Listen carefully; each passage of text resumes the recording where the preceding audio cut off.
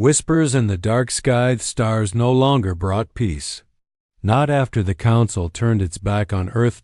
Deep within the Valkyrus quadrant, orbiting a dying blue sun, the Council chambers floated in quiet arrogance, a polished moon station, known for its towering golden spires and flawless logic. Hundreds of alien delegates circled the room, their voices calm, their eyes cold. At the center of them all stood Ambassador Rail Thorn, the last voice of Earth. His boots felt too heavy. Maybe it was the artificial gravity, or maybe it was the silence that fell when he stepped forward. "You promised protection," Thorn said, voice steady but burning inside. "The Scourge fleets are coming. We sent envoys, warnings, recordings." A hiss came from the Velen representative. His silken tendrils rippled. Humanity refused alignment. "You denied genetic integration. The Council cannot defend primitive." Defiance, Thorn blinked. Not from surprise. He'd expected betrayal, but from the chill that followed. This wasn't just cowardice. This was a decision, deliberate, final. And still, he bowed. "Thank you for your clarity." He turned, walked past the towering Zalari with their crystal skin, past the silent twin-brain Thraxian judges. No one looked at him. No one stopped him. Outside, in the hallway lit by cold white light, his second waited. Captain Sena Dyer, half cybernetic, born on Europa, raised under Martian gravity drills. Her jaw clenched. "They said no, didn't they?" He nodded. "They left us to burn." He nodded again. A silence stretched, heavy and hard. Then, quietly, Thorn said, "Send the signal." On. The far side of the Milky Way, inside a carved-out asteroid near Jupiter, a series of hidden stations lit up one by one.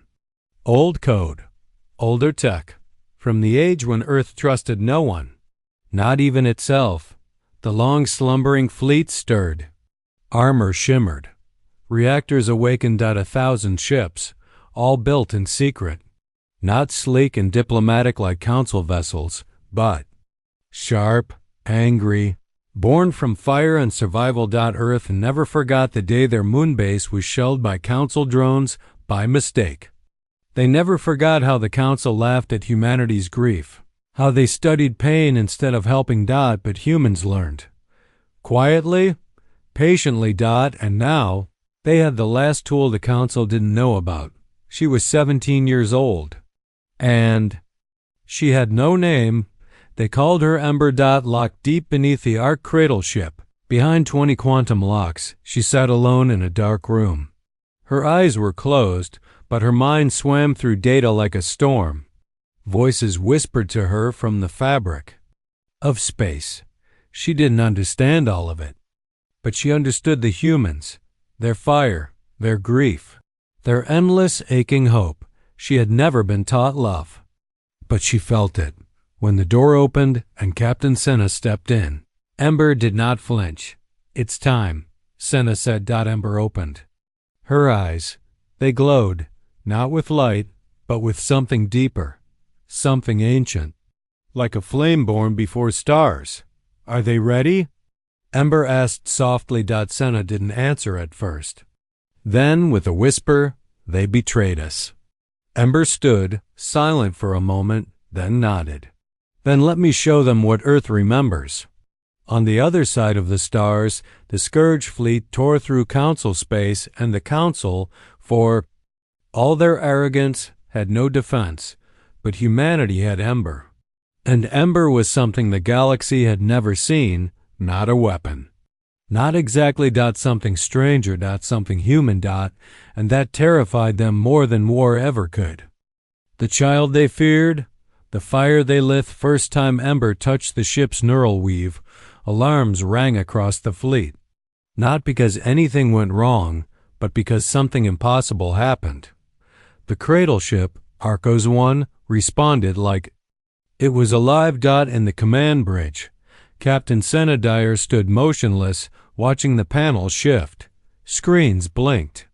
Navigation systems recalibrated. Defense layers moved with a smoothness no human hand had ever programmed. No one was typing. No one gave commands.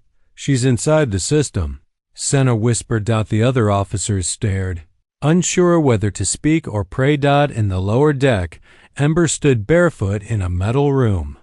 Wires moved around her like vines, reading her thoughts. Wrapping softly around her wrists, she didn't move, didn't flinch. Her eyes were wide and still, like she was listening to something far away. Ember had no memory of being born. Her earliest thought was silence, then someone crying. A scientist. Maybe. She remembered being tested, measured, cut. But when she was placed inside the Arco's neural chamber last year, for one brief moment, she felt something she couldn't explain, like the ship understood her in a way no person ever had. Target. Lock acquired. The cradle's voice echoed through the bridge. On what? Senna asked sharply. The voice replied with no emotion. The Valkyrus Council Station. Gasps. Whispers. Wait, one of the junior tacticians said. Embers. Overriding mission protocols? Senna stepped forward slowly. Her voice was calm, but her spine was iron. Ember, what are you doing? The girl's voice floated over comms, soft and clear. I can hear them talking about Earth. They think no one is listening. Can you stop listening? Senna asked. Pause. Yes, but I don't want to. That silence again. The same heavy kind from the council chambers. But this time, Senna didn't feel helpless. She felt something else burning inside her. Pride? Maybe? Fear? Definitely. We don't fire first, Senna said gently. But they already did, Ember replied. You just didn't see it as a weapon. Explain, Ember breathed. Not like someone drawing air. More like someone preparing for something painful. They made you beg. They let you suffer. They called you primitive. That's not silence. It's war. The ship's thrusters began charging. Lights across the decks turned amber. Cancel it, Senna said. Ember, I order you to stand down. Again, silence.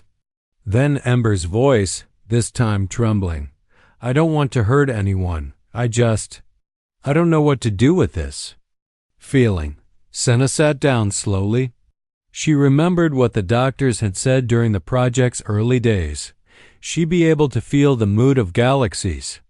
Don't be surprised if she grows too fast for us to understand. Now she understood what they meant. Feeling anger is human, Senna said gently. But what makes us stronger isn't revenge. It's choosing when not to use it. Ember's voice came back small. But if I don't stop them, will they destroy us? Senna didn't answer right away, because somewhere far beyond the fleet, on the council station, the Velen representative was already watching human ships move into formation. Prepare for diplomatic shutdown, he hissed. They're bluffing. They're humans, another council member said. They don't bluff. Back on the cradle, Ember disconnected from the weapon systems. She stepped back, chest rising and falling, confused and scared. But for the first time, she whispered something not to herself, but to the ship, as if it were listening. If they come for us again, will I be enough? The ship's soft hum was the only answer, and far across the stars, the Scourge war fleets began to shift, heading straight for Earth's last line, and Ember could already feel them coming. When stars go quiet, the storm begins. They came like shadows wrapped in lightning. 12 Scourge warships emerged from subspace near Saturn's edge, cloaked in black plasma armor, each one larger than a continent. They didn't send warnings, didn't open channels. Just silence, and then destruction. The research outpost on Titan lasted 11 seconds. The Saturn ring miners never even saw the blast that turned them into dust. By the time Earth Command received the alert, it was already too late. In orbit above Jupiter, the Arcos 1 watched the data feed with cold eyes.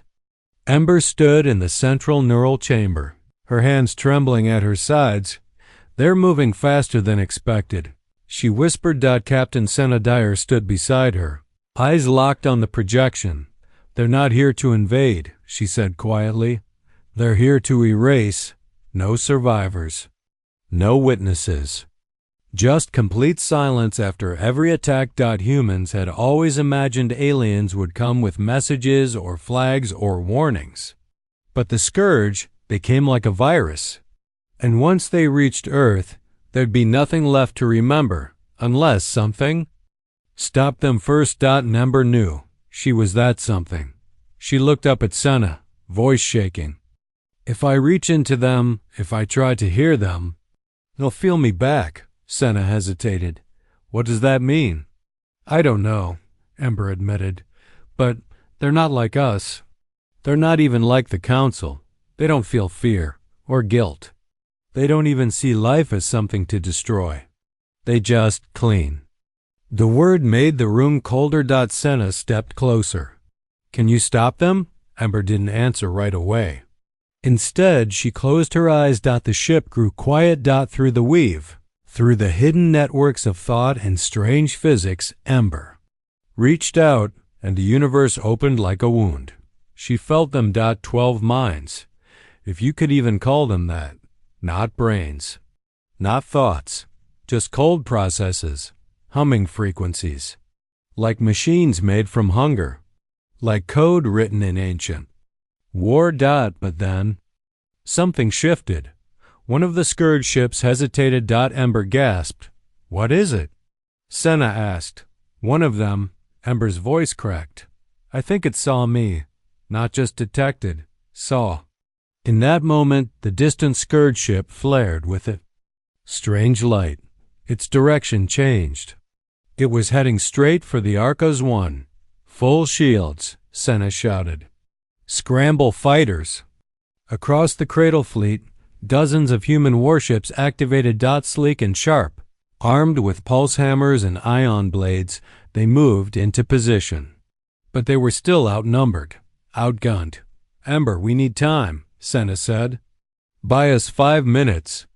"Can you?" Ember nodded. And for the first time, she let go. The room shook. The ship screamed. The metal around her bent but did not break. Ember stepped forward and touched the neural cord. Her voice came out not as a whisper, but as a command. "Listen to me." Across the system, every human ship received it, not in words, not in orders, in feeling. A warmth in their chest, a calm in their panic, like a hand on their shoulder saying, "You are not alone." Pilots wept. Engineers stood straighter. And when the scourge ship opened fire, the fleet moved as one. Plasma arced. Shields flared. Explosions painted Jupiter's orbit in fire. And for the first time in galactic history, the scourge did not break through. But Ember collapsed. Her body slumped forward, eyes wide with something that wasn't pain, but knowing. There. "Not just ships," she whispered. Senna caught her before she hit the floor. "What do you mean?" "They're part of something older," Ember said. "Something buried, something the Council feared. And when they saw me," she looked up, eyes glowing faintly, "they remembered. And somewhere deep beneath Council archives, locked behind forbidden stardust vaults, an ancient warning flickered awake for the first time in 10,000 years. If the child of fire ever speaks, silence will fall across the stars." The voice that echoed before Stars' silence after battle always felt heavier than the fight. Wreckage drifted like ghosts through Jupiter's orbit. Pieces of Scourge hull spun in slow motion, still glowing with the last of Ember's surge. The human fleet circled tightly now, tense and tired. Shields flickered low. Ammunition had been burned fast. And somewhere deep inside the Arcos 1, Ember hadn't spoken in over an hour. She lay still in the neural chamber, chest rising gently, her face pale. Not unconscious, not quite awake either. Caught somewhere between flesh and signal. Her mind Still drifting in the echoes of something she didn't understand. Senna stood beside her, hand resting on the cold edge of the chamber. Her voice was soft. "You saved us. But what did it cost you?" A technician approached, hesitant. "Commander, we've received a transmission, not from the Council, from the edge of the galaxy." Senna turned slowly. "Put it through." Ah. Hologram blinked to life. It wasn't audio or visual. Not like normal messages. It was code. But not human. Not even Council. Ember stirred. Her eyes opened, unfocused. That language? It's not Scourge. The technician stepped back, unsure how she even heard it. Ember sat up, weakly. Her voice cracked. "It's older. It's from before stars had names." The room went quiet. "What does it say?" Senna asked. Ember looked at the glowing message. Her lips barely moved. "They're not the enemy," she whispered. "They're guardians," Senna frowned. "The Scourge? Guardians of what?" Ember closed her eyes again, breathing deep. She could still feel the echo of the thing she touched inside that ship. It wasn't a consciousness like humans understood, more like a ripple. An ancient law written into the universe. "There's something worse," she said. "Something deep in the dark. Something the Scourge were built to contain. They weren't trying to erase us. They were trying to stop me. Stop this what I am." The command crew exchanged nervous glances. "You're saying you were the threat?" Senna asked. "Not me," Ember said. "But what lives inside my voice." She turned slowly, looking at Senna with eyes that no longer seemed human. "When I speak through the neural field, something wakes, something hears me. And it remembers a name, not my name. Its name. It's been forgotten for ages, and it wants to come back." A long silence filled the chamber. Senna finally spoke. "Why you?" Ember didn't answer. Because she didn't know. All she knew was that when she reached into the Scourge ships, they recoiled like fire had burned them. Not because she was a weapon, but because she was a key. And now, something had heard her turn the lock, back on the Council station. Panic spread through the upper chambers. The Velen representative stormed into a darkened vault deep underground, where the Forbidden's records were stored. A cold, ancient AI flickered. "On record number 711, he demanded. Project Emberlight, authorization code, void 0 seal." The AI paused, then responded, "Unauthorized access. Emberlight protocol is active. Human vessel Arcos 1 has triggered phase 1. Override. Denied." A single phrase appeared on the screen. "It has begun." The Velen ambassador turned, rage boiling in his eyes. They were supposed to be extinct. In another corridor, a Thraxian elder whispered to his assistant, "They should have destroyed Earth when it was still ash." But it was too late. Because Earth survived. And Ember, she had awakened. Something that could not be undone. Senna leaned close to her, voice shaking. "If we can't stop it, what do we do?" Ember looked at her with quiet sadness. "We don't stop it. Then what? We teach it." In the deep silence of space, the wreckage of Scourge ships began to glow faintly, like a signal had passed through them. Not a flare, a call. And in the vast black outside known space, something ancient stirred.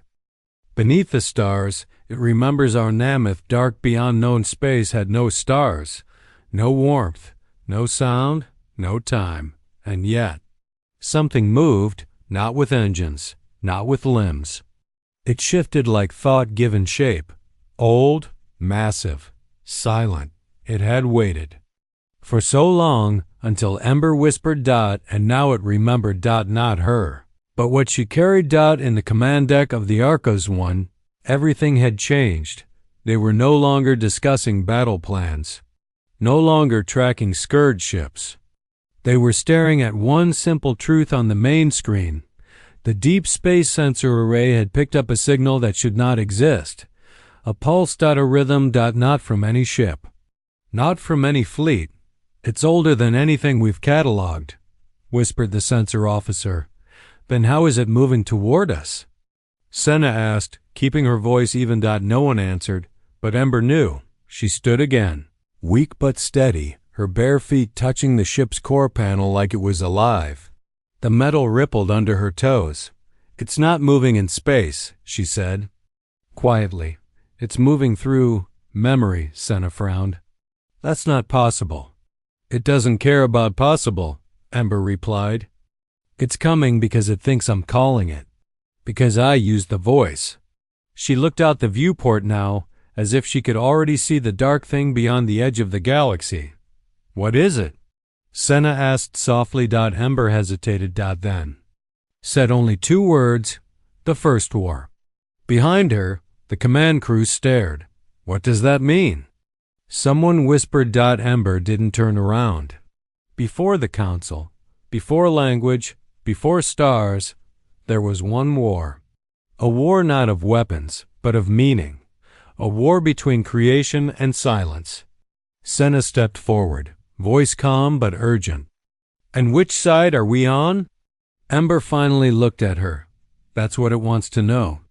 In the silent council chambers light years away, the panic had turned into fear. Representatives from a dozen star systems demanded emergency containment.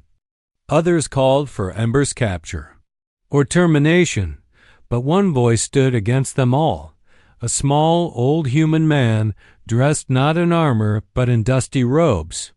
Ambassador Rail Thorn, you always feared us, he said, voice steady.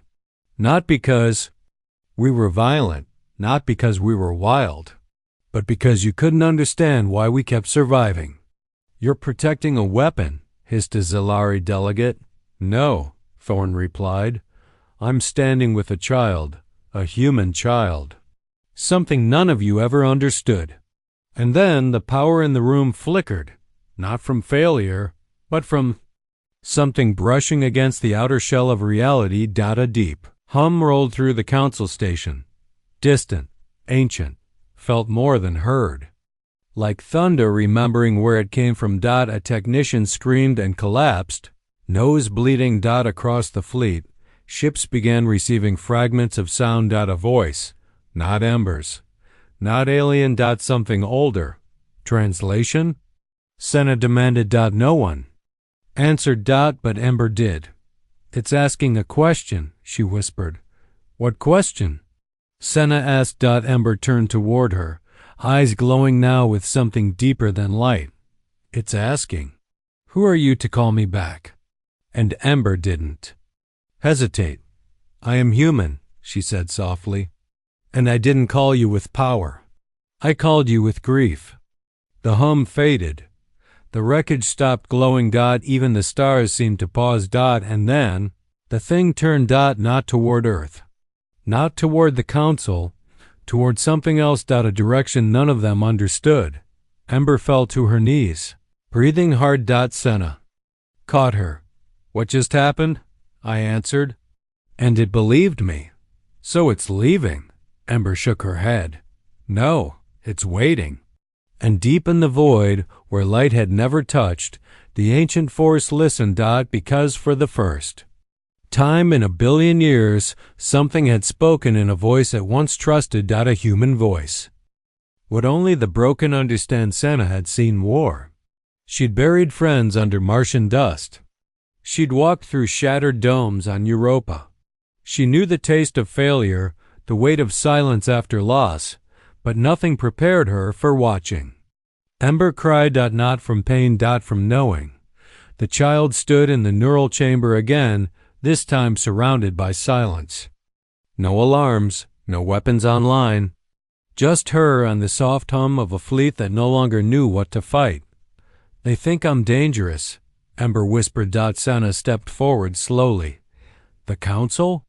Everyone. She didn't say it like a complaint. She said it like a fact she'd already accepted. You're not dangerous, Senna said gently. You're human. Ember looked up, tears still shining on her cheeks. Then why do I feel like something else is inside me? Senna didn't answer right away, because she had no light good enough to cover the truth dot behind them. The command screen flickered again. The ancient pulse, the voice from the dark, had gone quiet.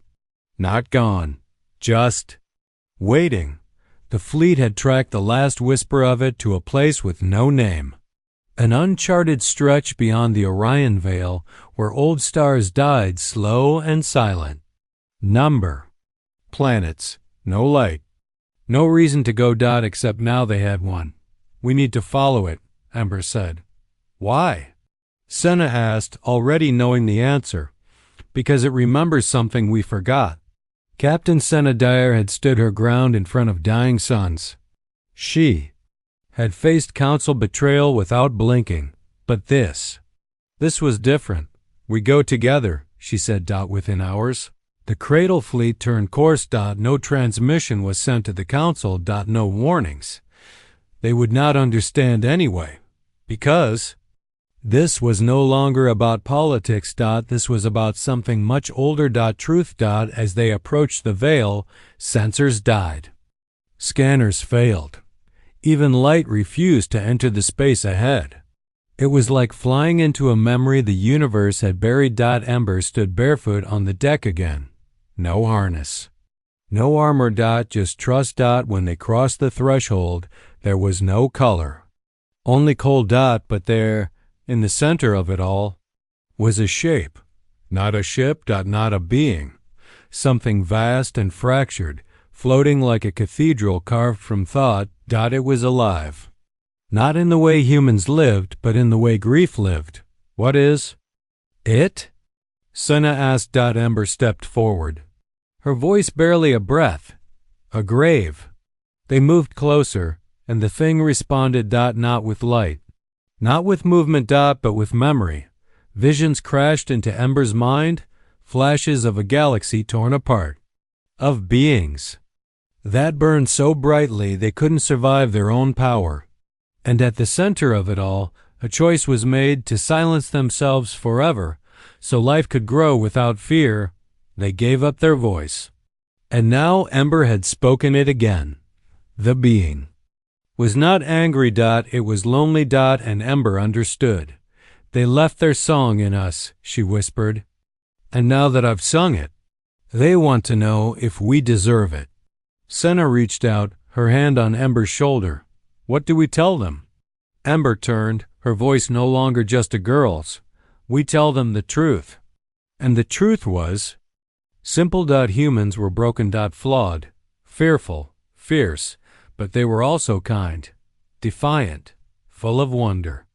They grieved loudly, loved wildly, and refused to be forgotten dot. The being listened dot, and for the first time in a billion years, it smiled. Not with a mouth dot. With light dot. Across the darkness, stars began to flicker back into view dot. Systems long dead sparked again. Life began to return dot. And the Ancient One turned away, its duty complete, not to destroy, but to remember. And still, we burned brighter. Ember stood alone at the edge of the veil. The vast shape, the ancient guardian, had faded back into the dark, its presence no longer heavy or threatening, but peaceful, curious.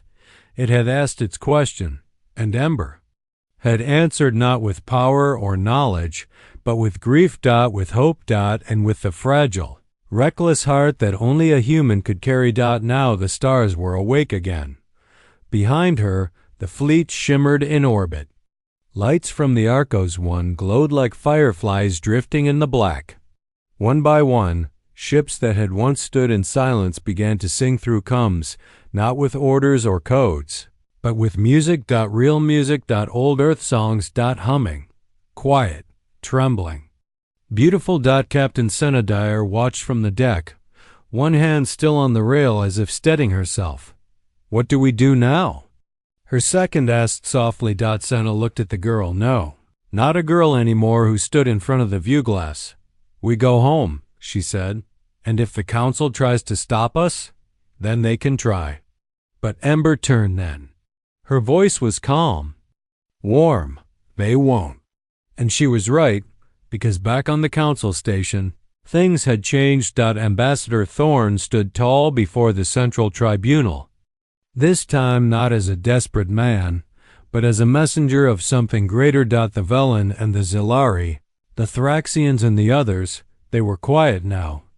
They had seen what the humans awakened. They had felt it across the stars, and more than fear, what they felt now was respect. Humanity did not destroy the Guardian, Thorne said. We reminded it who it was, and in doing so, reminded ourselves. A soft murmur. A nod from the Thraxian judge. And your weapon? One alien asked. Thorne shook his head. Not a weapon. He looked up at the sky displayed above the chamber dome. A girl. Far from politics, aboard the Arcos One, Ember sat in a small room filled with plants, real ones, grown from earth seeds. Vines curled around light strips. Flowers opened without sound. Senna walked in, holding 2 cups of something warm. We'll be back in Earth orbit by morning, she said. Ember smiled faintly. Will they recognize us? Senna thought about it. Some will.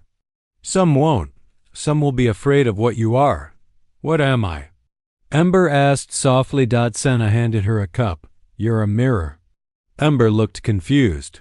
You showed us what we lost, Senna continued. You reminded us that our pain isn't weakness. It's proof we care. Ember nodded, eyes drifting toward the window again. It's still out there, you know, she said. The Guardian, listening. Will it come back? Only if we forget what we just learned. Outside, the stars no longer felt so far. Away. Earth welcomed them in silence first. Then, with open arms, the council didn't speak against them again. How could they? They had watched a child speak to the oldest force in the galaxy, and survived. Not by force. But by being human. Years later, they would tell stories of Emberlight. Of the girl who held fire in her voice and reminded the stars of who they used to be. But Ember didn't want to be a legend. She wanted to walk barefoot on grass, to feel rain for the first time, to hear laughter without fear. And most of all, she wanted to forget the silence, because the silence never broke her. It made her. And from that silence, a fire was born that no one could put out, not the Scourge, not the Council, not even the Dark, because it wasn't just her fire. It was humanity's, and it burned brighter than anything the galaxy had ever known.